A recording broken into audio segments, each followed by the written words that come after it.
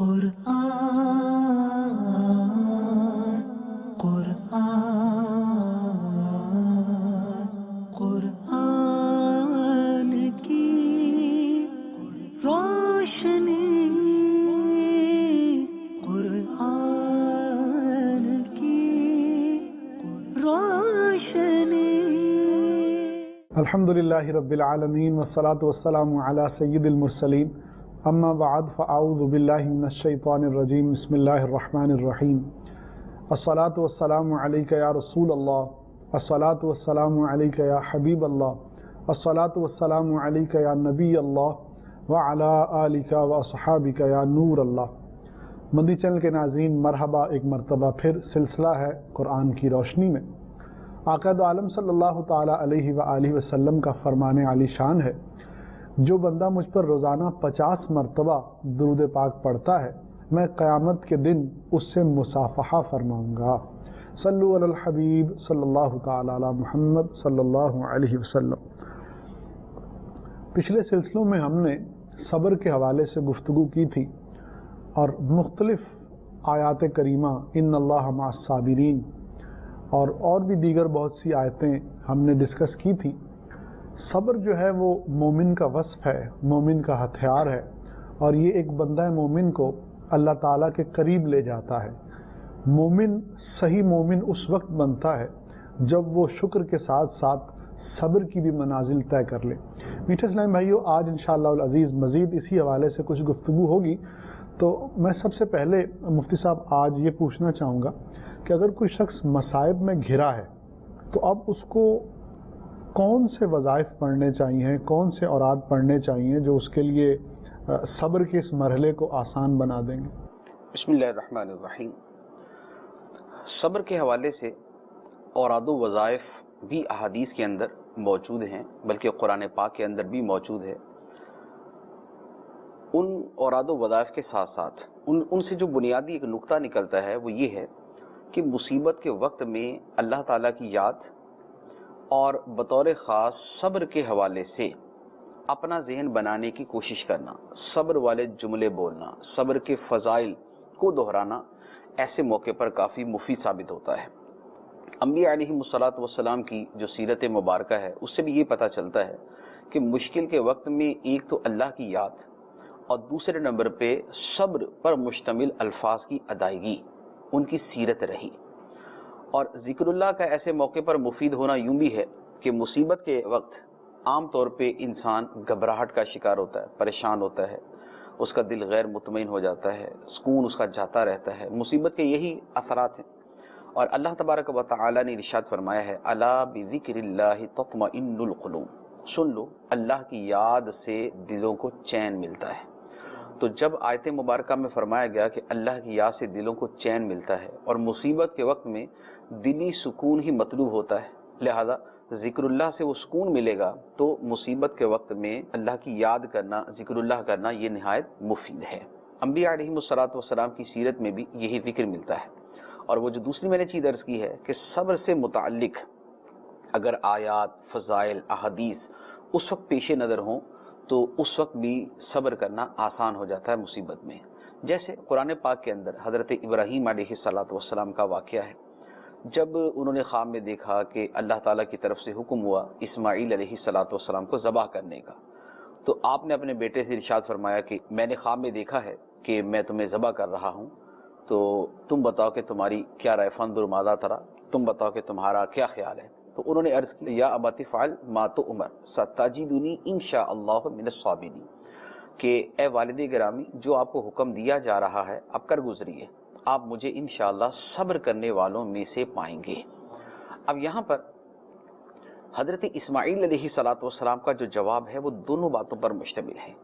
ایک تو وہاں پر یاد الہی بھی ہے کہ خود یہ جو الفاظ ہیں، یا ابت افعل ما تؤمر، آپ کر گزریے جو آپ کو حکم دیا جا رہا ہے، تو وہ بھی یاد الہی پر مشتمل ہے کہ امر الہی ہی کی بات ہو رہی ہے. دوسرے نمبر پر جو انشاءاللہ کے الفاظ ہیں وہ بھی اللہ تعالیٰ کی یاد پر مشتمل. تیسرے نمبر پہ ستجدنی انشاءاللہ من الصابرین، آپ مجھے صبر کرنے والوں میں سے پائیں گے. تو جب ایک آدمی اپنے اندر ایک عزم بناتا ہے کہ میں صبر ہی کروں گا، تو اس کے لیے صبر کرنا آسان ہو جاتا ہے. تو یہ وہ دو چیزیں میں نے عرض کی کہ ذکر اللہ اور صبر کے حوالے سے آیات احادیث یا کچھ ایسا کلام کرنا کہ جس میں صبر کا حوصلہ پیدا ہو, آدمی کے اندر صبر کرنے کا عزم پیدا ہو, تو یہ ایسے موقع پر بڑا مفید ہوتا ہے. اسی طرح حضرت یعقوب علیہ الصلوۃ والسلام کا واقعہ قرآن پاک میں ہے کہ جب حضرت یوسف علیہ الصلوۃ والسلام کے بھائی یوسف علیہ الصلوۃ والسلام کی قمیص پر خون وغیرہ لگا کے حضرت یعقوب علیہ الصلوۃ والسلام کے پاس لے آئے اور آ کے کہا کہ بھیڑیے نے آپ کے بیٹے کو کھا لیا, تو حضرت یعقوب علیہ الصلوۃ والسلام نے جو وہاں پر بات ارشاد فرمائی, ان کی اس بات کو تسلیم نہیں کیا کہ جو تم کہہ رہے ہو کہ بھیڑیا کھا گیا, یعنی عجیب بھیڑیا کھا گیا, گوشت کھا گیا, کپڑے سلامت, تو یہ تو نہیں ہو سکتا تھا, تو وہ اس کو بھول گئے کہ کپڑے بھی پھاڑنے ہیں. تو یعقوب علیہ الصلوۃ والسلام نے وہاں جو لفظ ارشاد فرمائے تھے وہ تھے فصبر جمیل واللہ المستعان علی ما تصفون. تو صبر جمیل ہی میرا شیوا ہے, صبر جمیل ہی میرا طریقہ ہے, عمدہ صبر میرا طریقہ ہے, اور اللہ ہی سے مدد طلب کی جاتی ہے ان چیزوں پر جو تم بیان کرتے ہو. تو اب یہاں پر یعقوب علیہ الصلوۃ والسلام نے بھی جو بات ذکر فرمائی وہ صبر جمیل کے الفاظ تھے. تو یہ ایک ڈٹرمینیشن ہوتی ہے کہ میرا شیوا صبر جمیل ہی رہے گا, خواہ میرے بیٹے کے ساتھ جو بھی ہوا, گم ہو گیا, آنکھوں سے دور ہو گیا, یا تمہارے بقول اس کے ساتھ جو بھی ہو گیا, لیکن میرا شیوا جو ہے وہ صبر جمیل ہی رہے گا. تو یہ وہ ڈٹرمینیشن ہے, یہ ایک عزم ہے کہ جس کے ذریعے آدمی کے اندر حوصلہ اور ہمت پیدا ہوتی ہے. اسی طرح حضرت یعقوب علیہ الصلوۃ والسلام ہی کا دوسرا جملہ قرآن پاک کے اندر مذکور ہے. آپ نے ارشاد فرمایا انما اشکو بثی و حزنی الی اللہ, میں اپنی پریشانی اور اپنا غم اللہ ہی کی بارگاہ میں پیش کرتا ہوں. سبحان اللہ. اشکو میری جو اپنی پریشانی کا بیان ہے وہ اللہ کی بارگاہ میں, یہاں یہ اشکو کا مطلب اسی معنی میں ہوتا ہے, شکوہ شکایت کے معنی میں نہیں ہوتا. تو یہاں پر بھی انہوں نے یہی بات کہی کہ میں اپنے معاملے کو اللہ تعالیٰ کی بارگاہ میں پیش کرتا ہوں. تو اب اللہ تعالیٰ کی بارگاہ میں پیش کرنا جو ہے یہ یاد الہی ہے, اور ایک اپنی طرف سے تسلیم و تفویض کی صورت بھی ہے, اور یہ صبر پیدا کرنے کے اندر بڑی ہی ممید اور معاون ثابت ہوتی ہے. اور یہ اصل میں یہ جو اس طرح کے فرامین ہیں ان کے پیچھے جو نور ہے, جس نور کا منبع ہے یہ جملے سارے انبیاء علیہ الصلوۃ والسلام کے, وہ ہیں جو اللہ تعالیٰ نے بندہ مومن کے حوالے سے فرمایا ہے وَأُفَوِّضُ أَمْرِي إِلَى اللَّهِ. سبحان اللہ. بہت میں اپنے معاملے کو اللہ کے سپرد کرتا ہوں, میں نے اللہ تعالیٰ کے حوالے کر دیا. اللہ تبارک و تعالیٰ جو ہے وہ اس معاملے کو اب جیسے چاہے اپنی مرضی کے مطابق کرے. اچھا, یا پھر جیسے قرآن پاک کے اندر ہے قُلْ إِنَّ صَلَاتِي وَنُسُكِي وَمَحْيَايَ وَمَمَاتِي لِلَّهِ رَبِّ الْعَالَمِينَ. کہو کہ بے شک میری نماز اور میری قربانیاں اور میرا جینا اور میرا مرنا سب اللہ کے لیے ہے جو سارے جہانوں کا پالنے والا ہے. سبحان اللہ. تو یہ جو بندہ مومن کی زندگی کی تعبیر ہے جو ان آیتوں کے اندر بیان کی گئی کہ وہ کہتا ہے کہ میری نمازیں, میری عبادتیں, میری زندگی, میری موت سب اللہ کے لیے ہے. یا وہ کہتا ہے کہ میں اپنے معاملے کو اللہ ہی کے حوالے کر دیتا ہوں, میں اللہ ہی کے سپرد کرتا ہوں. یا وہ کہتا ہے کہ حسبی اللہ لا الہ الا ہو علیہ توکلت وہو رب العرش العظیم, اللہ ہی میرے لیے کافی ہے, اس کے سوا کوئی معبود نہیں, میں نے اسی پہ بھروسہ کیا اور عرش عظیم کا رب ہے, مالک ہے. تو یہ جو جملے ہیں ان کی جو گہرائی ہے اور ان کی جو معنویت ہے وہ عام طور پہ مصیبت اور مشکل کے وقت میں ہی سمجھ آتی ہے. بہت خوب. روٹین کے اندر ہم یہ جملے پڑھتے ہیں, روٹین کے اندر ہم یہ جملے دہراتے ہیں, زبان سے ادا کرتے ہیں, تو اپنے ایمان کے اعتبار سے ہمیں اس سے بھی لطف ملتا ہے. ہم عام زندگی کے اندر بھی اگر یہ جملہ پڑھتے ہیں حسبی اللہ, مجھے اللہ کافی ہے, یا ہم اس سے ملتا جلتا حسبنا اللہ و نعم الوکیل کا جملہ پڑھتے ہیں, تو اس سے ہمیں ایک لطف ملتا ہے, ہمارے ایمان کو تازگی ملتی ہے, فریشنس ملتی ہے. لیکن مصیبت کے وقت میں اس جملے کے پڑھنے کی جو لذت ہے اور وہ جو خدا کی پناہ کے اندر جانے کا اس وقت ذہن ہوتا ہے اور اللہ تعالیٰ کو اپنے لیے کافی سمجھنے کا ذہن ہوتا ہے, اس کا ظہور مصیبت کے وقت میں ہی ہوتا ہے. تو اس کا طریقہ ہے اللہ تعالیٰ کی یاد کی صورت میں. اب جیسے یہ بات کہ مصیبت کے وقت میں کیا پڑھا جائے بطور خاص کو ورد و وظیفہ, تو اس کے حوالے سے میں یہ عرض کروں گا کہ جو مین اس کے پیچھے نقطہ ہے وہ تو ہے یاد الہی اور صبر کے اوپر توجہ دینا, مین یہ ہے. اب وہ مختلف صورتوں میں ہو سکتا ہے, جیسے یہ جو آیت مبارکہ جو ابھی میں نے چند ایک پڑھی ہیں ان کے پڑھنے کی صورت میں بھی ہو سکتا ہے کہ مصیبت کے وقت میں حسبی اللہ لا الہ الا ہو علیہ توکلت وہو رب العرش العظیم, یہ بڑا خوبصورت وظیفہ ہے اور بطور خاص یہ وقت مصیبت میں پڑھنے کے لیے ہے. حسبنا اللہ و نعم الوکیل یہ بھی ایسے موقع پر پڑھنے کے لیے. یا وافوض امری الی اللہ ان اللہ بصیر بالعباد یہ بھی ایسے ہی موقع پر پڑھنے کے لیے ہے. یا خود قرآن پاک کے اندر جو جملے ارشاد فرمائے گئے، جو یہ فرمایا نا کہ وبشر الصابرین، صبر والوں کو خوشخبری دو. کون صبر کرنے والے؟ الذین اذا اصابتهم مصیبت قالوا انا للہ و انا الیہ راجعون، وہ لوگ کہ جب انہیں کوئی مصیبت پہنچتی ہے تو وہ کہتے ہیں کہ ہم تو ہیں ہی اللہ کے اور بے شک ہمیں اسی کی طرف لوٹ کر جانا ہے. تو یہ جو پرٹیکولر جملہ ہے انا للہ و انا الیہ راجعون، یہ اللہ تعالیٰ نے بطور خاص مصیبت پہنچنے پر لوگوں کو تعلیم فرمایا ہے کہ صبر کرنے والے جب انہیں کوئی مصیبت پہنچتی ہے تو وہ یہ جملہ کہتے ہیں، وہ یہ کہتے ہیں انا للہ و انا الیہ راجعون. تو یہ بھی ایک بڑا خوبصورت وظیفہ ہے جو خود قرآن پاک کے اندر ہی ذکر فرما دیا گیا، اور احادیث مبارکہ میں بھی اس کے پڑھنے کا فرمایا گیا. وقت مصیبت اس کے پڑھنے کا احادیث کے اندر بھی فرمایا گیا ہے.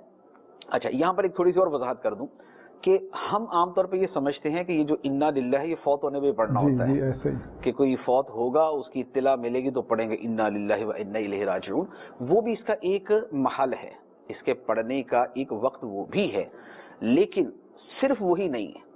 یہ الفاظ انا للہ و انا الیہ راجعون یہ ہر مصیبت کے لیے جو آیت مبارکہ میں ہے الذین اذا اصابتهم مصیبت، جب انہیں کوئی بھی مصیبت پہنچتی ہے تو یہ کوئی بھی مصیبت پہنچنے پر ہے. جیسے گھر کے اندر مثلا بجلی بند ہوگی، اب لائٹ چلی گئی تو اس وقت بھی پڑھ سکتے ہیں، یا کوئی یکدم جو ہے وہ گاڑی چلاتے ہوئے بریک مارنی پڑی اس وقت بھی پڑھ سکتے ہیں، یا کوئی چھوٹا موٹا نقصان ہو گیا اس وقت بھی پڑھ سکتے ہیں. تو یہ کسی بھی موقع پر پڑھنے کے لیے ہے. تو اور اس کے فضائل بھی احادیث مبارکہ کے اندر بیان کیے گئے. بلکہ یہ فرمایا کہ کسی آدمی کو کوئی مصیبت یاد آئی، مثلا آج سے 10 سال پہلے میرے ساتھ کوئی واقعہ ہوا تھا، میرا ایکسیڈنٹ ہو گیا، مثلا 10 سال پہلے میں بیمار ہوا تھا، اب مجھے یاد آیا اور میں اس کو یاد کر کے اگر یہ میں جملہ پڑھوں انا للہ و انا الیہ راجعون تو اللہ تعالیٰ مجھے وہی ثواب عطا فرمائے گا جو اس مصیبت پر اس وقت میں نے صبر کیا تھا اور مجھے ملا تھا. سبحان اللہ، بہت خوب. تو اب زندگی کے اندر آدمی کو جتنی مصیبتیں پہنچی ہیں جو اس کو یاد آ جائے، قصداً تو یاد نہیں کرنی چاہیے لیکن یاد آئے تو آدمی فوراً جو ہے انا للہ و انا الیہ راجعون پڑھ لے تو اللہ تعالیٰ اسے اس موقع پر صبر کرنے والا ثواب اب عطا فرما دے گا. تو ایک یہ بھی ہے. اچھا، پھر یہ کہ جو صبر سے متعلقہ آیات ہیں، فضائل ہیں، ان کا پڑھنا بھی صبر کے لیے بڑا مفید ثابت ہوتا ہے. جیسے یہی آیت مبارکہ ان اللہ مع الصابرین، بے شک اللہ صبر کرنے والوں کے ساتھ ہے. واللہ یحب الصابرین، اور اللہ صبر کرنے والوں سے محبت فرماتا ہے. استعینوا بالصبر والصلاۃ، صبر اور صلاۃ کے ذریعے، نماز کے ذریعے مدد حاصل کرو. یا یہ آیت مبارکہ انما یوفی الصابرون اجرهم بغیر حساب، صبر کرنے والوں کو اللہ تعالیٰ بے حساب اجر عطا فرمائے گا. تو اب اگر ان آیات مبارکہ کو دہراتے رہیں تو صبر کرنا بڑا آسان ہو جاتا ہے. یہ میں نے خود اس کا تجربہ کیا ہے کہ کسی مشکل کے وقت میں جب آدمی بڑی پریشانی، گھبراہٹ کا شکار ہے، دل کو چین نہیں مل رہا، ایک بے قراری کی کیفیت ہے اور ایک اضطراب ہے طبیعت کے اندر، اس وقت اس طرح کی آیتوں کا پڑھنا کہ بے شک اللہ صبر کرنے والوں کے ساتھ ہے، اللہ صبر والوں سے محبت فرماتا ہے، صبر والوں کو خوشخبری سنا دو، صبر کرنے والوں کو بے حساب اجر عطا کیا جائے گا، ان کا پڑھنا جو ہے وہ آدمی کو بڑی آسانی سے صبر کرنے پر مائل کر دیتا ہے.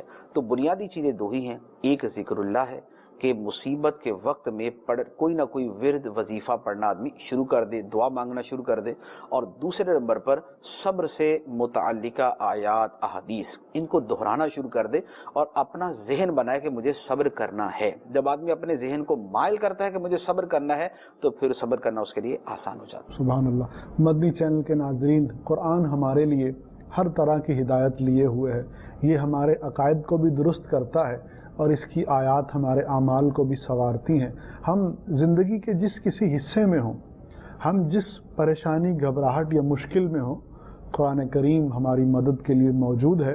اور سبحان اللہ، صبر کا جب موقع ہو، آپ مصیبت میں ہو تو آپ یاد کیجئے اللہ سبحانہ و تعالیٰ کو اور ان آیات کا کثرت سے ذکر کیجئے، ان آیات کی کثرت سے تلاوت کیجئے جن آیات میں صبر کا ذکر موجود ہے. ان اللہ مع الصابرین، سبحان اللہ، انما یوفی الصابرون اجرہم بغیر حساب. حضرت ابراہیم و اسماعیل کا واقعہ، सतजिदुनी इंशाअल्लाहु मिनस साबिरीन, इन्नमा अश्कु बस्सी व हुज़्नी इलल्लाह, और कितनी ही ऐसी आयत हैं। सब यहाँ पर एक चीज़ मैं चाहूँगा कि मैं ज़रूर आपसे पूछूँ, ये साबिका अंबिया के वाक़यात, फिर उन्होंने इस तरह के मौके पे सब्र का मुजाहरा किया। बात चल रही थी वलनबलुवन्नकुम बिशैइन मिनल खौफि वल जूइ व नक़्सिम मिनल अम्वालि वल अनफुसि वस्समरात। तो ये 5 चीज़ें हैं अमूमन जिससे लोगों को आजमाया जाता है। अंबिया भी इन्हीं में से किसी चीज़ों से आजमाए गए। मैं चाहूँगा कि हमारे लिए तो जो रोल मॉडल हैं, लक़द कान लकुम फ़ी रसूलिल्लाहि उसवतुन हसना, आका दो आलम सल्लल्लाहु अलैहि वसल्लम रोल मॉडल हैं। तो ये जो 5 चीज़ें हैं, इनमें से जो सबसे पहली चीज़ है खौफ। तो खौफ के ज़रिए जब आजमाया जाता है कोई, तो उसका क्या तर्ज़ अमल होना चाहिए? तो हमें हुज़ूर सल्लल्लाहु अलैहि वसल्लम की सीरत मुबारका से क्या दर्स मिलता है कि खौफ के वक्त आपका तर्ज़ अमल क्या था? देखिए, यहाँ पर एक तो पहले मैं तमहीद के तौर पे एक बात दर्ज करूँ। ये जो है ना कि अल्लाह ताला आजमाता है, जैसे आयत मुबारका में फरमाया गया वलनबलुवन्नकुम बिशैइन मिनल खौफि वल जूइ, हम तुम्हें ज़रूर आजमाएंगे। आजमाइश मुख्तलिफ अफराद के एतबार से मुख्तलिफ हिकमतों पर मबनी होती है। ठीक, एक आजमाइश मुझे आपको भी आ सकती है, उसके जरिए हमें आजमाया जाता है कि हम साबिर हैं या नहीं, हम अपने दावे सब्र में सच्चे हैं या नहीं। अंबिया अलैहिमुस्सलातु वस्सलाम को भी अल्लाह ताला आजमाता है, लेकिन वो जो आजमाना है वो इसलिए नहीं कि ये सच्चे हैं या नहीं। अल्लाह अल्लाह, बहुत बारीक फर्क। वो यकीनी तौर पे सच्चे हैं। अल्लाह ताला ने खुद ही तो उनको मासूम बनाया है। जी। जब खुद ही उनको मासूम बनाया है तो वो यकीनी तौर पे सच्चे हैं। उनको आजमाना होता है दूसरों को दिखाने के लिए, सुभान अल्लाह, कि देखो मैंने जिनको चुना है उनको देखो, अल्लाह मेरे अल्लाह। चुने हुए बंदों का तर्ज अमल क्या होता है। इब्तिला के वक्त इनका किरदार, इनका रवैया, इनका खुदा की बारगाह में झुकना और रुजू करना कैसा होता है। तो हमारे लिए वो कफ़ारा सय्यात भी हो सकता है, हमारे लिए वो हमारा अच्छा बुरा जांचना भी हो सकता है, लेकिन अंबिया अलैहिमुस्सलातु वस्सलाम के किरदार की अजमत को जाहिर करना मकसूद होता है, उम्मत के लिए एक नमूना कायम करना मकसूद होता है। अब नबी पाक सल्लल्लाहु ताला अलैहि वसल्लम की आजमाइशें आती हैं, ये तो खुद हदीस मुबारक के अंदर ही मौजूद है। फरमाया कि सबसे ज्यादा आजमाइशें सबसे अफजल लोगों पे आती, नबियों पे आती, फिर जो उनके बाद अफजल है उन पर ज्यादा आजमाइशें आती। अच्छा, इब्राहीम अलैहिस्सलातु वस्सलाम के बारे में हम पहले एक सिलसिले के अंदर बाकायदा इस पर कलाम कर चुके, और अल्लाह ताला ने इरशाद फरमाया व इज़िब्तला इब्राहीम रब्बुहु बिकलिमातिन फअतम्महुन, और याद करो जब इब्राहीम को उसके रब ने चंद कलिमात के जरिए आजमाया तो इब्राहीम ने उनको पूरा कर दिखाया। तो इब्तिला अंबिया अलैहिमुस्सलातु वस्सलाम के लिए लफ्ज इस्तेमाल करना दुरुस्त, लेकिन उसके पीछे मकासद जो है वो दूसरे हो जाते हैं ना। अच्छा, अब ये है कि नबी पाक सल्लल्लाहु ताला अलैहि वसल्लम को भी अल्लाह तबारक व तआला ने इन मराहिल से गुजारा, और आपकी जो सीरत और आपका जो किरदार है वो भी हमें हमारे सामने जाहिर फरमाया। अब आयत मुबारका जिसकी आपने तिलावत की है उसमें 5 चीज़ों का बयान था। पहली बात थी बिशैइन मिनल खौफ, हम ज़रूर तुम्हें आजमाएंगे खौफ के जरिए। खौफ के जरिए नबी पाक सल्लल्लाहु अलैहि वसल्लम की भी आजमाइश फरमाई गई, और नबी पाक अलैहिस्सलातु वस्सलाम ने उस वक्त जो आपने सीरत मुबारका का इजहार फरमाया वो हमारे लिए नमूना बन गया, और इसीलिए नबी पाक अलैहिस्सलातु वस्सलाम की ज़ात मुबारका को अल्लाह ताला ने हमारे लिए बेहतरीन नमूना करार दिया। उसके पीछे मकसद ये है कि नबी पाक अलैहिस्सलातु वस्सलाम ज़िंदगी के उन जुमला मराहिल से गुजरे हैं जिससे आम तौर पे इंसान गुजरता है, और नबी पाक अलैहिस्सलातु वस्सलाम जैसे जैसे गुजरे और जैसे जैसे नुकूश वहाँ पर आपने छोड़े, हमने उसकी पैरवी करनी है। तो नबी पाक अलैहिस्सलातु वस्सलाम की सीरत तय्यबा में ये खौफ के मरहलों से गुजरना भी हमारी तरबियत के लिए था, और फिर आपका अपने किरदार को जाहिर फरमाना ये भी हमारी तरबियत के लिए था। अब नबी पाक अलैहिस्सलातु वस्सलाम का किरदार मुबारक खौफ के मौके पर क्या था, अल्लाह ताला ने कुरान पाक के अंदर भी उसे बयान फरमाया, और इसके अलावा अहादीस मुबारक के अंदर भी हमें वो मिलता है। और ये वैसे ही एक वो है इंटरलिंक्ड है एक दूसरे के साथ, कि कुरान और सीरत जी, ये दोनों चीजें वैसे ही एक दूसरे के साथ मुत्तसिल हैं। कुरान जो है जो बताता है नबी पाक अलैहिस्सलातु वस्सलाम की सीरत दिखाती है, तो वो तालीम है और ये तामील है, तो ये दोनों वैसे ही एक दूसरे के साथ कनेक्टेड हैं। इसीलिए हजरत आयशा रज़ी अल्लाह ताला अन्हा का जो फरमान है कि पूछा गया کہ نبی پاک صلی اللہ علیہ وآلہ وسلم کے اخلاق کیسے تھے، تو آپ نے ارشاد فرمایا کہ قرآن نہیں پڑھتے، کانا خلقہ القرآن، نبی پاک علیہ الصلوۃ والسلام کے خلق مراد سیرت، آپ کی سیرت تو قرآن ہے، قرآن میں جو بیان ہوا آپ علیہ الصلوۃ والسلام کی سیرت ہے، جو اچھے اعمال بیان کیے گئے آپ نے کیا، جن چیزوں کے بارے میں اللہ تعالیٰ نے جن کی مذمت فرمائی ہے آپ کی سیرت مطہرہ ان سے پاک تھی، تو نبی پاک علیہ الصلوۃ والسلام تو عملی طور پر قرآن کی تفسیر ہیں اور قرآن کا بیان ہے۔ اب خوف کے موقع پر قرآن پاک کے اندر ہی موجود ہے، نبی پاک علیہ الصلوۃ والسلام نے جب مکہ مکرمہ سے مدینہ منورہ ہجرت فرمائی، سیدنا صدیق اکبر رضی اللہ تعالیٰ عنہ ساتھ تھے اور کفار پیچھے تعاقب میں تھے۔ غار ثور کے اندر نبی پاک علیہ الصلوۃ والسلام تشریف فرما ہوئے، صدیق اکبر بھی ساتھ، کفار پہنچے، غار کے قریب آ گئے اور جو ہے وہ دیکھنے لگے کہ اس غار میں ہی جا سکتے ہیں۔ اب اگر وہ تھوڑا سا نیچے جھک کے دیکھتے تو پاؤں مبارک نظر آ جاتے اور سارا معاملہ وہیں پر جب وہ رک جاتا، لیکن اللہ تبارک و تعالیٰ نے انتظام فرمایا تو کافروں نے نیچے جھک کے دیکھا ہی نہیں۔ لیکن اگر اس پورے ایک سین کو اپنے سامنے لائیں کہ اگر ایک بڑا گروہ شہید کرنے کے ارادے سے پیچھے ہے، ایک غار ہے جس کی صرف ون سائڈ ہے، دوسری طرف نکلنے کا راستہ نہیں، اب دو افراد ہیں، یہاں قاتل کھڑے ہیں، اندر وہ ہیں جن کا وہ تعاقب کر رہے ہیں، ایسے موقع پر خوف کی کیفیت کیا ہوتی ہے؟ اللہ اللہ، کہ اب نہ وہاں پر ظاہری اسباب کے اعتبار سے کوئی دوسرا بچانے والا، اور جن کی وجہ سے شہر مکہ کو چھوڑ کے آئے وہ سارے دروازے کے سامنے کھڑے۔ اب وہ جو خوف کی کیفیت ہے اس میں صدیق اکبر رضی اللہ تعالی عنہ تو جو ہے وہ آپ پریشان ہو گئے۔ تو اب اللہ تبارک و تعالی نے وہاں پر نبی پاک صلی اللہ علیہ وآلہ وسلم کا جو کردار بیان فرمایا وہ آیات مبارکہ کو دیکھیے، ارشاد فرمایا الا تنصروه فقد نصرہ اللہ اذ اخرجہ الذین کفروا ثانی اثنین اذ ہما فی الغار اذ یقول لصاحبہ لا تحزن ان اللہ معنا سبحان اللہ، فانزل اللہ سکینتہ علیہ وایدہ بجنود لم تروها۔ ارشاد فرمایا کہ اے لوگو اگر تم نبی کی مدد نہیں کرو گے اٹ ڈزنٹ میٹر، کوئی مسئلہ نہیں، اللہ تنصروا، اگر تم مدد نہیں کرو گے تو کوئی مسئلہ نہیں، فقد نصرہ اللہ، ان کی مدد تو یقیناً خدا کر چکا۔ کب؟ فرمایا کہ اذ اخرجہ الذین کفروا، جب کافروں نے اس رسول کو ان کے وطن سے نکالا تھا، ثانی اثنین، یہ دو میں سے دوسرے تھے، اذ ہما فی الغار، جب وہ دونوں غار میں تھے، اذ یقول لصاحبہ، اور جب یہ نبی اپنے صاحب اپنے ساتھی ابو بکر سے کہہ رہے تھے لا تحزن، اللہ غم نہ کر، سبحان ان اللہ، اللہ معنا، سبحان بے اللہ، شک اللہ ہمارے ساتھ ہے۔ سبحان اللہ، تو اب اللہ تعالیٰ فرماتا ہے فانزل اللہ سکینتہ علیہ، تو اللہ نے اپنا سکینہ، اپنا اطمینان اپنے نبی پہ اتارا، وَأَيَّدَهُ بِجُنُودٍ لَمْ تَرَوْهَا، اور نبی کی مدد ایسے لشکروں سے کر دی جن کو تم نے نہ دیکھا۔ تو آپ دیکھیں کہ وہ خوف کا ماحول، وہ قاتلین باہر کھڑے ہیں، وہ سرکش لوگ باہر کھڑے ہیں، وہ جان کے دشمن باہر کھڑے ہیں، ہاتھوں میں تلواریں ہیں، کو وار کر سکتے ہیں، گرفتار کر کے نہ جانے کیسا سلوک کریں گے۔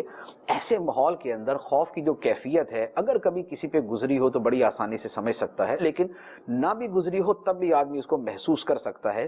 لیکن ایسے موقع پر بے صبری کا قلق کا، اضطراب کا ایک جملہ زبان مبارک پر نہیں ہے، الفاظ جو زبان مبارک پہ ہیں وہ ہیں لا تحزن، اللہ، اے ابو بکر تو بھی غم نہ کر۔ سبحان اللہ، اپنا تو نبی پاک علیہ الصلوۃ والسلام کا تھا ہی نہیں کہ آپ کو حزن ہے اس وقت، اللہ تعالیٰ پہ جو کامل توکل آپ کا ہے کائنات میں کس کا ہو سکتا ہے؟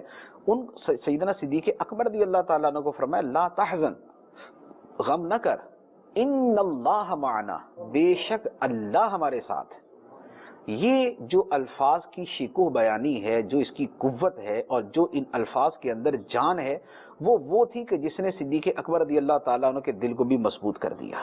اور پھر اللہ تعالیٰ نے انہی الفاظ مبارکہ کے صدقے میں نبی پاک علیہ الصلوۃ والسلام کے انہی الفاظ پہ فانزل اللہ سکینتہ علیہ، تو اللہ نے اپنا سکینہ ان پر نازل کر دیا اور ان کی مدد فرمائی ایسے لشکروں سے جن کو تم نے نہ دیکھا۔ تو یہ ہے خوف کے موقع پر صبر کرنے کا ایک انداز کہ خوف کے موقع پر جو میں نے کہا نا کہ صبر کی جو روح ہے، بنیاد ہے، وہ یاد الہی ہے، وہ یاد الہی. تو نبی پاک علیہ الصلوۃ والسلام نے اس خوف کے موقع پر اللہ تعالیٰ کی یاد فرمائی اور ان اللہ معنا کے الفاظ ہے وہ ادا کیے. اور وہ جو لا تحزن ہے وہ صبر کی ڈٹرمینیشن ہے. لا تحزن، غم نہ کر، یعنی صبر کر. ان اللہ معنا، تو صبر بھی وہاں پر ہے اور اللہ تعالیٰ کی یاد بھی وہاں پر موجود ہے. تو یہ وہ چیز تھی جو میں عرض کر رہا تھا کہ مصیبت کے موقع پر صبر کرنا جو ہے وہ خود اس صبر کے جملوں پر اور یاد الہی پر جب مشتمل ہوتا ہے تو صبر کرنا آسان ہو جاتا ہے. یہ ایک آیت مبارکہ اور یہ ایک واقعہ ہے. اسی طرح سیرت کے اندر اور بھی واقعات ہیں. خود حدیث مبارک کے اندر موجود ہے، صحابہ کرام نے روایت کیا کہ نبی پاک صلی اللہ علیہ وآلہ وسلم کو جب کوئی اہم معاملہ پیش آتا، کوئی بڑا معاملہ پیش آ گیا، دشمنوں کے حملے کرنے کا اندیشہ ہے، کوئی اور اس طرح کا معاملہ آ گیا، تو نبی پاک علیہ الصلوۃ والسلام فوراً نماز کی طرف متوجہ ہو جاتے. یہ جو فوراً مشکل کے وقت میں نماز کی طرف متوجہ ہونا ہے، یہ کیا ہے؟ استعینوا بالصبر والصلاۃ، صبر اور نماز سے مدد حاصل کرو. تو وہ جو عدم اضطراب ہے وہ صبر ہے، اور وہ جو نماز کی طرف متوجہ ہونا ہے وہ نماز سے مدد حاصل کرنی ہے. تو خوف کے وقت میں نبی پاک علیہ الصلوۃ والسلام نماز کی طرف متوجہ ہوتے تھے. اسی طریقے سے نماز کسوف کے بارے میں بخاری شریف کے اندر کثیر احادیث، تقریباً 25-30 مرتبہ حدیث مبارک کا تکرار ہے کہ جب سورج کو گرہن لگا تو نبی پاک صلی اللہ تعالی علیہ وآلہ وسلم نے فوراً نماز ادا کرنا شروع کر دی. صحابہ کرام بھی پیچھے کھڑے ہو گئے اور ایک طویل نماز ادا کی، ایک لمبی نماز ادا کی گئی. اور جب تک کہ وہ سورج پر گرہن کے اثرات ختم نہ ہوئے، نبی پاک صلی اللہ تعالی علیہ وآلہ وسلم نماز کے اندر مشغول رہے. اور تو یہ کیا تھا؟ یہ ایک گھبراہٹ کا، ایک فضا کا، ایک بہت بڑی نشانی کے ظہور کا موقع تھا کہ جس میں آدمی کے اندر ایک گھبراہٹ طاری ہوتی. نبی پاک صلی اللہ علیہ وسلم نماز کی طرف متوجہ ہو گئے. تو خوف کے موقع پہ جو نبی پاک صلی اللہ علیہ وآلہ وسلم کی سیرت سے طریقہ کار ملتا ہے وہ یہ والا ہے. سبحان اللہ. مدنی چینل کے ناظرین، آقا دو عالم صلی اللہ تعالی وسلم کی زندگی ہمارے لیے ایک مکمل نمونہ ہے. ہم حضور صلی اللہ تعالی وسلم کی زندگی سے یہ سیکھ سکتے ہیں کہ جب ہم کسی آزمائش میں ہوں، کسی مصیبت میں ہوں، تو اس وقت بحیثیت مسلمان ہمارا طرز عمل کیسا ہونا چاہیے. مفتی صاحب نے جس خوبصورتی کے ساتھ اس سارے واقعے کا نقشہ کھینچا ہے کہ لا تحزن ان اللہ معنا، سبحان اللہ، آنکھوں کے سامنے وہ منظر پھر گیا کہ جب کفار ناہنجار آقا دو عالم صلی اللہ تعالی علیہ وسلم کے تعاقب میں ہیں، وہ غار کہ اگر وہ جھک کر دیکھ لیتے تو نیچے سے آقا دو عالم صلی اللہ تعالی وسلم کے قدمین شریفین نظر آ جاتے، لیکن پھر بھی اللہ تعالیٰ نے ایسا انتظام فرمایا کہ وہ نیچے نہ دیکھ سکے. اللہ اکبر. تو یہ حضور کی زندگی ہے جو ہمارے لیے کامل نمونہ ہے کہ صبر کیجئے اور اللہ کو یاد کیجئے. مصعب، یہ تو پہلی چیز تھی اس آیت کریمہ میں، خوف. اس کے بعد جو دوسری چیز ہے وہ ہے بھوک. تو بھوک کے حوالے سے بھی ہمیں سیرت میں کچھ ملتا ہے جو ہمارے لیے مشعل راہ ہو سکے اور ہم سیکھ سکیں. دیکھیں، جو بھوک کی ہم نے بات کی تھی اس کے بارے میں ہم نے دو چیزیں عرض کی تھی. ایک یہ ہے کہ کسی امر شرعی کی وجہ سے، حکم الہی کی وجہ سے بھوک برداشت کرنا ہو، جیسے روزوں کی صورت میں. اور دوسرا یہ تھا کہ حالات کی وجہ سے ایسی صورتحال پیش آ جائے کہ آدمی کو بھوکا رہنا پڑے. نبی پاک صلی اللہ تعالیٰ علیہ وآلہ وسلم کی جو سیرت مبارکہ ہے وہ دونوں اعتبار سے موجود ہے. جیسے مثال کے طور پہ جو شرعی بھوک ہے اس میں روزہ سب سے مقدم چیز ہے، اور روزوں کے اندر رمضان المبارک کے روزے سب سے مقدم ہیں. تو نبی پاک صلی اللہ تعالیٰ علیہ وآلہ وسلم نے ہمیشہ ہی رمضان المبارک کے روزے رکھے. اس کے ساتھ ماہ شعبان کے روزے نبی پاک علیہ الصلوۃ والسلام بڑی کثرت سے رکھتے تھے، قریب پورے مہینے کے آپ روزے رکھا کرتے تھے. اسی طرح پورا سال ہر پیر شریف کا روزہ نبی پاک علیہ الصلوۃ والسلام کا معمول تھا. اب ہر پیر کا روزہ، تو اس کا مطلب یہ ہوا کہ ہر 7 دن کے اندر ایک روزہ ضرور ہے. اسی طرح عاشورہ کا روزہ نبی پاک علیہ الصلوۃ والسلام نے رکھا. پھر اس کے علاوہ بہت سارے روزوں کے فضائل نبی پاک علیہ الصلوۃ والسلام نے بیان فرمائے، اور جن کے بارے میں عمومی سیرت مبارکہ یہی ہے کہ نبی پاک علیہ الصلوۃ والسلام جو ترغیب دیتے تھے آپ خود بھی لوگوں کو کر کے دکھاتے تھے. ہم بالتصریح تو نہیں کہہ سکتے کہ فلاں وقت میں روزہ رکھا، آپ نے فضیلت بیان کی، لیکن ایک عمومی رجحان سیرت جو ہے اس کے پیش نظر یہ بات کی جا سکتی ہے۔ اچھا، اس کے بعد پھر روزوں کے اندر، روزہ بھوک کی ایک صورت ہے، روزوں کے اندر نبی پاک علیہ الصلوۃ والسلام کی سیرت وہ ہے کہ جس کی مثل امت میں ویسے ہی ممکن نہیں۔ وہ کیسے؟ ہم تو روزہ رکھتے ہیں سحری کی، افطاری کی، جی، سحری کھائی، افطاری کھائی، ہمارا روزہ پورا۔ نبی پاک صلی اللہ علیہ وآلہ وسلم بعض اوقات اس طرح روزہ رکھتے کہ بغیر افطار کے اگلا روزہ شروع، بغیر افطار کے اس سے اگلا بھی شروع، بغیر افطار کے اس سے بھی اگلا شروع، یعنی سحری ایک مرتبہ کھا لی، اب چل سو چل روزہ ہی چل رہا ہے، اب روزہ ہی چل رہا ہے، اور اسے کہا جاتا تھا صوم وصال۔ وصال کا مطلب ہے متصل، بغیر افطاری کے ایک روزے کو دوسرے سے متصل کر دیا، دوسرے کو تیسرے سے متصل کر دیا، تیسرے کو چوتھے سے متصل کر دیا۔ نبی پاک صلی اللہ علیہ وآلہ وسلم یہ روزے بھی رکھتے تھے، اور صحابہ کرام نے ایک مرتبہ جب دیکھا انہوں نے بھی شروع کر دیے کہ ہم بھی بغیر افطار کے اگلا روزہ، بغیر سحری کے اگلا روزہ۔ لیکن ہوا کیا کہ 2-3 دن گزرے تو صحابہ کرام کے لیے تو کھڑا ہونا مشکل ہو گیا۔ نبی پاک علیہ الصلوۃ والسلام نے فرمایا تمہیں کیا ہوا کہ کھڑا بھی نہیں ہوا جا رہا؟ عرض کی یا رسول اللہ، ہم نے آپ کو دیکھا بغیر افطار کے اگلا روزہ شروع کر رہے، بغیر افطار کے اگلا روزہ شروع کر رہے، تو ہم نے بھی شروع کر دیا۔ تو فرمایا کہ تم میں میرے جیسا ہے کون؟ اللہ ایکم مثلی، تم میں میرے جیسا ہے کون؟ سبحان اللہ، ابھی تو عند ربی یطعمنی ویسقینی، میں تو رات اپنے رب کے حضور گزارتا سبحان ہوں، اللہ، وہ مجھے کھلاتا ہے، وہ مجھے پلاتا ہے۔ سبحان اللہ، تو فرمایا کہ یہ نہ کرو، تو صحابہ کرام کو اس سے منع کر دیا، صوم وصال سے صحابہ کرام کو منع کر دیا۔ لیکن نبی پاک صلی اللہ علیہ وآلہ وسلم نے خود وہی صوم وصال رکھے۔ تو اب بھوک جو دوسروں کو کہی گئی وہ تو یہ تھا کہ سحری سے افطار تک، طلوع فجر سے لے کر غروب آفتاب تک کا روزہ ہے، لیکن نبی پاک صلی اللہ علیہ وآلہ وسلم تو اس سے 10 گنا زیادہ لمبا روزہ رکھ رہے ہیں، اس سے 10 گنا زیادہ بھوک کو برداشت فرما رہے ہیں۔ تو وہ جو ہے کہ بھوک کے ذریعے تمہیں آزمایا جائے گا، نبی پاک صلی اللہ علیہ وآلہ وسلم کی وہ جو آزمائش مبارکہ ہے وہ بھی دوسرے عام لوگوں سے بڑھ کر ہے۔ اچھا، اب یہ تو تھا کہ جو روزوں کی صورت میں تھا، اب روزوں سے ہٹ کر عام بھوک کی جو صورت ہے اس میں نبی پاک علیہ الصلوۃ والسلام کی، اس میں واقعات بہت سارے میرے ذہن کے اندر ہے، میں ایک دوسرے فرض کرتا ہوں۔ حدیث مبارک ہے، نبی پاک علیہ الصلوۃ والسلام نے ارشاد فرمایا کہ میرے رب نے مجھے پیشکش فرمائی، میرے رب نے مجھے پیشکش فرمائی کہ آپ کے لیے، اے حبیب آپ کے لیے مکے کے پہاڑ سونے کے بنا دوں۔ اللہ اللہ، سبحان اللہ۔ تو نبی پاک علیہ الصلوۃ والسلام فرماتے ہیں کہ میں نے عرض کی کہ یا اللہ نہیں، میں تو چاہتا ہوں کہ ایک دن میں بھوکا رہوں اور ایک دن میں کھانا کھاؤں، جس دن میں بھوکا رہوں اس دن تیری بارگاہ میں گڑ گڑاؤں اللہ اور تجھ سے مانگوں، اللہ، اور جس دن میں کھانا کھاؤں اس دن میں تیرا شکر ادا کروں، تیری حمد کروں۔ سبحان اللہ، واہ، تو نبی پاک علیہ الصلوۃ والسلام نے اختیاری بھوک خود اختیار فرمائی کہ اللہ تعالیٰ نے تو آپ کو فرمایا کہ اے حبیب تم چاہو تو مکے کے پہاڑ تمہارے لیے سونے کے بنا دیے جائیں، اور نبی پاک علیہ الصلوۃ والسلام فرماتے ہیں کہ میں نے عرض کی کہ نہیں یا اللہ، میں تو چاہتا ہوں ایک دن کھاؤں ایک دن بھوکا رہوں، جس دن بھوکا رہوں اس دن تیری بارگاہ میں گڑ گڑاؤں اور تجھے یاد کروں، اور جس دن میں کھانا کھاؤں اس دن میں تیرا شکر ادا کروں اور تیری حمد کروں۔ تو یہ نبی پاک علیہ الصلوۃ والسلام کی بھوک شریف کا حال تھا۔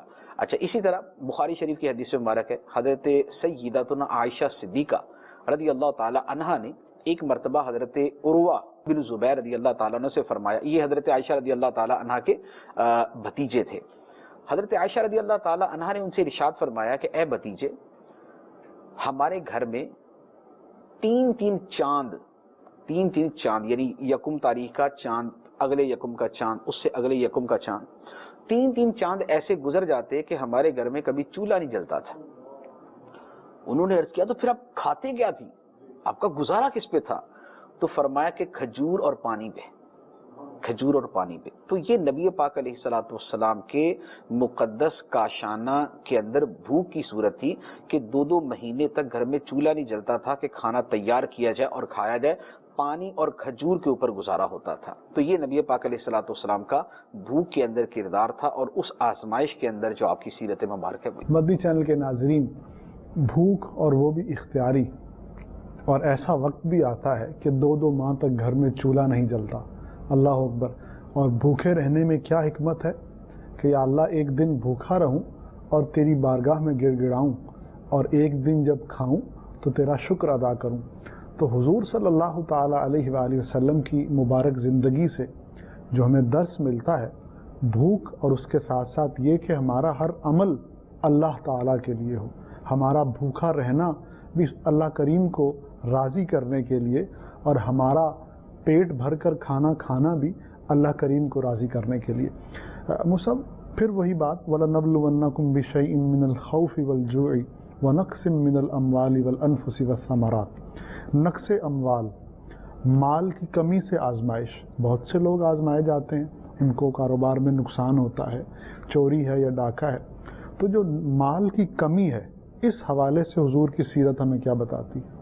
دیکھیے، نبی پاک علیہ الصلوۃ والسلام کی جو اس حوالے سے سیرت ہے اس کا کچھ تو پتہ یہ سابقہ حدیثوں سے ہی چل جاتا ہے کہ 2 مہینے گھر کے اندر اگر کھانا نہیں پکا، یا اللہ تبارک و تعالی نے فرمایا کہ آپ چاہیں تو آپ کے لیے مکے کے پہاڑوں کو سونا کر دیا جائے، لیکن آپ نے جو ہے وہ عرض کی کہ نہیں، تو اسی سے مالی صورتحال کا پتہ چل جاتا ہے۔ لیکن ایک اور حدیث مبارک بھی ہے، بڑی خوبصورت حدیث ہے، بخاری شریف کی حدیث ہے۔ سیدنا عمر فاروق رضی اللہ تعالیٰ عنہ ایک مرتبہ نبی پاک علیہ الصلوۃ والسلام کی بارگاہ میں آئے اور آ کر باتیں کرنا شروع کی، باتیں کرتے رہے۔ ایک بات کی، نبی پاک علیہ الصلوۃ والسلام مسکرائے اس کے اوپر۔ اس کے بعد حضرت سیدنا عمر فاروق رضی اللہ تعالیٰ عنہ نے جب گھر پر نظر ڈالی تو جو گھر کی صورتحال تھی وہ کچھ ایسی تھی کہ نبی پاک علیہ الصلوۃ والسلام ایک چٹائی پر لیٹے ہوئے تھے، اور وہ چٹائی جو ہے وہ کھجور کی چھال کی بنی ہوئی تھی، اور اس کے اوپر کچھ بچھا ہوا بھی نہیں تھا۔ اس کے جو نشانات تھے وہ نبی پاک علیہ الصلوۃ والسلام کے بدن اطہر پر بنے ہوئے تھے، مارکس اس کو جیتے ہوئے آپ کے بدن اطہر پر تھے۔ اور سرہانے شریف کی طرف سرہانہ جو تھا وہ بھی اسی طرح کھجور کی چھال کے پتوں سے ہی وہ بھرا ہوا تھا۔ ایک سائڈ پہ جو ہے وہ مشکیزہ تھا جس میں کچھ پانی تھا، دوسری تھوڑے سے جو رکھے ہوئے تھے، اور یہ کل کائنات تھی گھر کی۔ سیدنا عمر فاروق رضی اللہ تعالیٰ عنہ نے جب دیکھا تو رو پڑے۔ نبی پاک علیہ الصلوۃ والسلام نے فرمایا، عمر تمہیں کیا ہوا؟ کس چیز نے تمہیں رلا دیا؟ ما یبکی کا، کس چیز نے رلا دیا؟ عرض کی یا رسول اللہ، ایک طرف کیسر و کسرا ہیں، کافر ہیں، لیکن دنیا کی سہولیات میں لگژریز کے اندر ہیں، دنیا کے عیش و تنعم کے اندر ہیں، بڑے بڑے محلات کے اندر ہیں، ہر چیز ان کو میسر ہے۔ دوسری طرف آپ ہیں اللہ کے رسول، لیکن گھر کا یہ منظر کہ یہ چیزیں ہیں صرف گھر کے اندر۔ تو نبی پاک صلی اللہ تعالیٰ علیہ وآلہ وسلم نے ارشاد فرمایا، اے عمر، کیا تم اس بات پہ راضی نہیں کہ کیسر و کسرا کے لیے دنیا ہے اور ہمارے لیے آخرت ہے؟ سبحان اللہ، سبحان اللہ، بہت خوب۔ تو نبی پاک علیہ الصلوۃ والسلام نے یہ جواب ارشاد فرمایا۔ لیکن جو حدیث مبارک ہے اس سے جو مالی کنڈیشن ہے وہ سامنے آتی ہے کہ گو نبی پاک صلی اللہ، اور یہ واقعہ بھی تقریباً کوئی 7-8 سنہ ہجری کے آس پاس کا ہے، کیونکہ یہ واقعہ ایلا جو ہے یہ اس کے قریب کا واقعہ ہے، تخیر کا، ایلا کا واقعہ ہے۔ تو نبی پاک صلی اللہ تعالیٰ علیہ وسلم کا یہ وہ زمانہ مبارکہ ہے کہ جب جو کفار سے جنگیں تھیں وہ بند ہو چکی تھی، اور مسلمان خوشحالی کی طرف جا رہے تھے، اور خیبر کے جو باغات تھے ان کی بھی آمدنی جو ہے وہ پیش بارگاہ ہو رہی تھی، اور یہ ساری چیزیں، یہ سارے اسباب موجود تھے۔ اس کے باوجود نبی پاک صلی اللہ علیہ وآلہ وسلم نے اپنے گھر میں مال جمع نہیں فرمایا، وہی کہ جو ڈے ٹو ڈے جس کو کہا جائے جو گزارے کی چیزیں ہیں وہ گھر کے اندر موجود ہیں، اور نبی پاک علیہ الصلوۃ والسلام نے اسے قصدن اختیار فرمایا۔ ایک تو خود یہ جو صورتحال ہے وہی وہ ہے کہ چاہے تو جتنا جمع کر لے لیکن نہیں کیا۔ دوسرے نمبر پہ اگر یہ والے اسباب والی صورت نہ بھی ہوتی تب بھی جب اللہ تعالیٰ کی طرف سے پیشکش موجود ہے کہ آپ چاہیں تو پہاڑوں کو سونے کا بنا دیا جائے آپ کے لیے، اور نبی پاک علیہ الصلوۃ والسلام نے اپنے اختیار سے عرض کی کہ یا اللہ میں یہ نہیں چاہتا، تو یہ نبی پاک علیہ الصلوۃ والسلام کی سیرت مبارکہ مالی معاملات کے حوالے سے۔ سبحان اللہ۔ مدنی چینل کے ناظرین، ہر پہلو، ہر گوشہ ہمارے لیے سیکھنے کے لیے ہے۔ اگر آقا دو عالم صلی اللہ تعالی علیہ وسلم چاہتے تو پہاڑوں کو سونا بنا دیا جاتا، اور اللہ اکبر، دنیا بھر کی نعمتیں، آسائشیں، راحتیں آپ کی بارگاہ میں پیش کر دی جاتی، لیکن آپ نے ان تمام چیزوں کو ترک فرما دیا۔ تو صاحب آخری حصہ، پھر اگلے سوال کی طرف، انفس اور ثمرات، جانوں کا نقصان اور پھلوں کا نقصان یا ثمرات کی جو بھی تعبیر ہو، تو اس حوالے سے سیرت ہماری کیا رہنمائی کرتی ہے؟ انفس اور ثمرات انفس سے مراد جانوں کا نقصان اور ثمرات سے مراد اگر وہی کھیتی اور مال کا ہی لیا جائے تو پھر تو یہ جدا ہو جائیں گے، لیکن ثمرات سے مراد اگر اولاد لی جائے جیسے امام شافعی رحمۃ اللہ علیہ نے فرمایا تھا تو یہ پھر جانوں کا نقصان بھی کسی قریبی عزیز کا دنیا سے چلے جانا، ثمرات جو ہے وہ اولاد کا دنیا سے چلے جانا، وہ صورت نبی پاک صلی اللہ علیہ وآلہ وسلم کی سیرت مبارکہ میں یہ والی آزمائش کی صورت بھی موجود۔ اب سب سے پہلے تو آپ یہ دیکھیں کہ نبی پاک صلی اللہ علیہ وآلہ وسلم کی ولادت مبارکہ سے پہلے آپ کے والد گرامی دنیا سے تشریف لے جا چکے تھے، پھر نبی پاک علیہ السلام کی عمر مبارک 6 سال ہوئی تو آپ کی والدہ دنیا سے تشریف لے، پھر اس کے بعد 8 سال کے تھے تو آپ کے دادا عبد المطلب دنیا سے چلے گئے، پھر اس کے بعد